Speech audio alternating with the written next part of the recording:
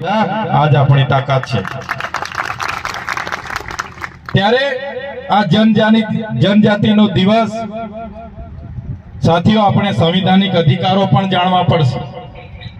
અહીંયા કાર્યક્રમ હતા, પોલીસ અધિકારીઓ, એમના મામલતદારો, ટીડીઓ, પ્રાંત અધિકારી કીધું કે તમે કાર્યક્રમ નહીં કરી શકો। આમણે કીધું પ્રવીણભાઈ કે ભાઈ જનજાગૃતિનો કાર્યક્રમ છે, એસટી ઓબીસી માઇનોરિટીના અમે બધા ભેગા થવાના છે, શું વાંધો છે, અમારી જમીન પર કરવાના છે, અમારા ગામમાં કરવાના છે। બે ત્રણ જગ્યાએ પ્રોગ્રામ એમને કેન્સલ કરાવી દીધા। પેલા જમીન વાળાને કીધું ભાઈ ખેડી નાખ, મકાઈ નાખી દે। એટલું બધું દબાણ કે આદિવાસી સમાજ, એસસી સમાજ, પીછડા સમાજ કોઈ ભેગો ના થવો જોઈએ, એટલા બધા એના નેતાઓનું દબાણ। પણ હવે આદિવાસી સમાજ, એસસી એસટી ઓબીસી માઇનોરિટી હવે જાગી ગયો છે। એવા નેતાઓને પણ આવનારા દિવસોમાં ઘર ભેગા થવું પડશે।